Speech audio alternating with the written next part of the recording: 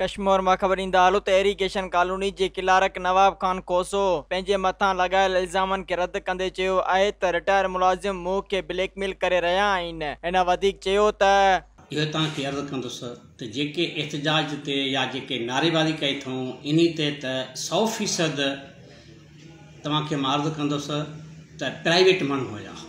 चंद हाणे मुलाज़िम जे लाइ मां नथो चई सघां ऐं रिटायर मुलाज़िमनि सां गॾु आहिनि साईं, जंहिंमें जेके रिटायर मुलाज़िम आहिनि ऐं प्राइवेट माण्हू आहिनि इहे सुप्रीम कोर्ट ऑफ पाकिस्तान जे हुकुम जे अलावा जेका कब्ज़ो कयूं वेठा आहिनि, इंक्रोचमेंट जे लाइ सुप्रीम कोर्ट जो हुकुम आहे ऑफिसनि खे इहे जल्दी ख़ाली करायो।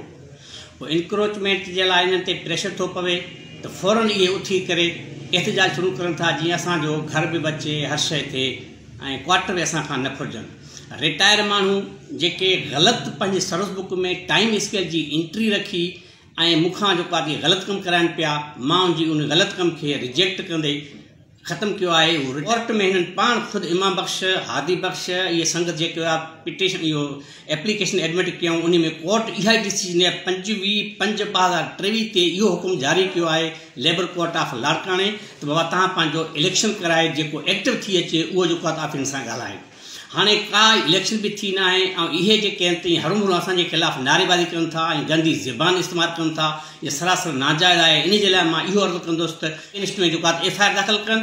मज़ीद ख़बरनि ऐं तफ़सीलात लाइ विज़िट कयो असांजी वेबसाइट www.awamiNewsHD.com ऐं ॾिसंदा रहो अवामी न्यूज़ HD।